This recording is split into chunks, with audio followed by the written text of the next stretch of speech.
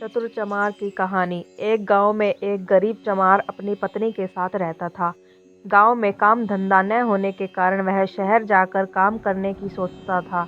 कुछ दिनों बाद ही वह शहर चला जाता है अपना काम शुरू करने के लिए। उसके पास शहर में कोई ठिकाना नहीं था, तो वह सड़क पर खड़ा होकर ही जोर जोर से आवाज़ लगाता है, कोई जूते ठीक करवा लो। लेकिन उस दिन उसे कोई ग्राहक नहीं मिलता। दूसरे दिन वह फिर जाता है, किंतु आज उसे एक महिला बुलाती है और अपना जूता सुधारने के लिए देती है। थोड़ी दूर जाकर एक और महिला उसे बुलाती है। ऐसा करके कुछ दिनों में ही उसका काम रफ्तार पकड़ने लगा। एक महीने में उसने 4 सोने के सिक्के कमाए। उनमें से 2 सिक्कों का उसने एक गधा खरीदा। जब वह गधा खरीद कर वापस आ रहा था तो जंगल में उसने देखा 4 डाकू धीरे धीरे उसकी ओर बढ़ रहे थे। डाकुओं से बचने के लिए उसके दिमाग में एक रणनीति बनने लगी थी। डाकुओं को देखकर चमार ने पहले ही गधे की गर्दन पर एक सोने का सिक्का बांध दिया।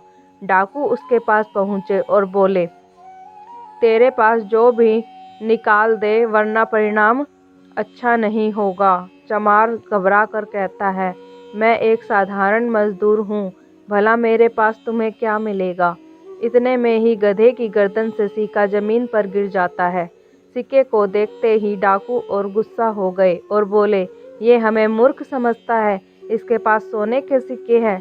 चमार अपने दिमाग का इस्तेमाल कर कहता है, यह कोई साधारण गधा नहीं है, अपितु एक मायावी गधा है। इसको जितना खिलाओगे यह उतना ही सोने के सिक्के देता है। यह बात सुनते ही डाकुओं के चेहरे पर मुस्कान आ गई। उन्होंने गधा खरीदने की सलाह जचाई और चमार को 50 सोने के सिक्के देने को तैयार हो गए। उसने थोड़ा आनाकानी करने का बहाना किया और फिर गधा उन्हें बेच दिया। क्यों न बेचता, आखिरकार 2 सिक्कों का गधा 50 सिक्कों में बिक रहा था। डाकू गधा लेकर अपने घर चले गए। उस दिन गधे ने कोई सोने का सिक्का नहीं दिया, तो उन्होंने सोचा शायद आज अपने मालिक से बिछड़ने के चक्कर में उदास है। लेकिन जब 2-3 दिन भी उसने कोई सिक्का नहीं दिया तो वे समझ गए यह कोई मायावी नहीं, अपितु एक साधारण गधा है। सभी डाकू गुस्से से आग बबूला हो गए। उन्होंने चमार को सबक सिखाने का निर्णय किया। जब वे चमार के घर पहुंचे तो देखा उसने मुर्गा फार्म खोल लिया था। उसे देखकर वे और गुस्सा हो गए। उन्होंने चमार को पकड़ा और एक बोरी में बांध दिया और थोड़ी दूर चलने के बाद एक ने कहा, सरदार, हमें इसे गंदे नाले में फेंक देते हैं। यह बात सुनकर चमार भयभीत हो गया। काफ़ी देर चलने के बाद सभी डाकू थक गए। धूप तेज थी। चर्च में आराम करने चले गए और बोरी वहीं रख दी। थोड़ी देर बाद चमार ने सूअरों की आवाज़ सुनी। आवाज़ सुनकर वह समझ गया कि सूअरों के साथ कोई आदमी भी जरूर होगा। उसने बोरी के अंदर से ही आवाज़ लगाई। सूअरों का मालिक चारों तरफ देखकर कहता है, कौन है भाई और कहाँ है। चमार, मैं इस बोरी में कैद हूँ। आदमी, तुम्हें बोरी में क्यों कैद कर रखा है। चमार फिर दिमाग लगाकर कहता है, कुछ लोग मेरी शादी जबरदस्ती एक राजकुमारी से कराना चाहते हैं। ये मुझे बोरी में बांधकर राजकुमारी के पास ही ले जा रहे हैं। वह आदमी कहता है, भाई ये तो कोई पागल ही होगा जो राजकुमारी के साथ शादी करने से इनकार करे। चमार, तो एक काम करो, मेरी जगह इस बोरी में तुम कैद हो जाओ और राजकुमारी से शादी कर लेना। वह आदमी राजकुमारी से शादी करने की बात पर इतना खुश हुआ कि खुद को चमार की जगह बोरी में कैद कर लेता है।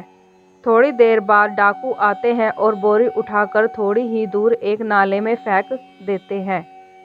जब डाकू वापस अपने घर जा रहे थे तो उन्होंने देखा चमार 4-5 सूअरों के साथ वहां से आ रहा था। उनको यकीन नहीं हुआ कि यह वापस कैसे आ गया। इसे तो अभी हम नाले में फेंक कर आए थे। डाकू उससे पूछते हैं, तुम वापस कैसे आए। चमार ने उन्हें सबक सिखाने के लिए एक रणनीति बना रखी थी। चमार ने बताया, तुमने तो मुझे नाले में फेंक दिया लेकिन वह कोई ऐसा वैसा नाला नहीं था। उसके अंदर अद्भुत खजाना और बहुत से प्यारे सूअर थे, जिन्होंने मुझे बचाया और बहुत सारा खजाना भी दिया। डाकुओं को उसकी बात पर विश्वास होने लगा। तब उन्होंने भी नाले में जाने का निर्णय किया। किंतु चमार ने कहा, ऐसे नहीं, तुम्हें भी नाले में उसी प्रकार फेंकना होगा जिस प्रकार तुमने मुझे फेंका था, यानी तुम्हें बोरी में बांधना होगा। वे सभी तैयार हो गए। चमार ने उन सबको बांध दिया और नाले में जाकर धक्का दे दिया। आपको ये कहानी कैसी लगी, हमें कमेंट करके ज़रूर बताइए।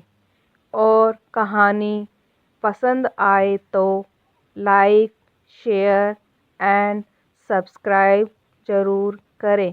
धन्यवाद।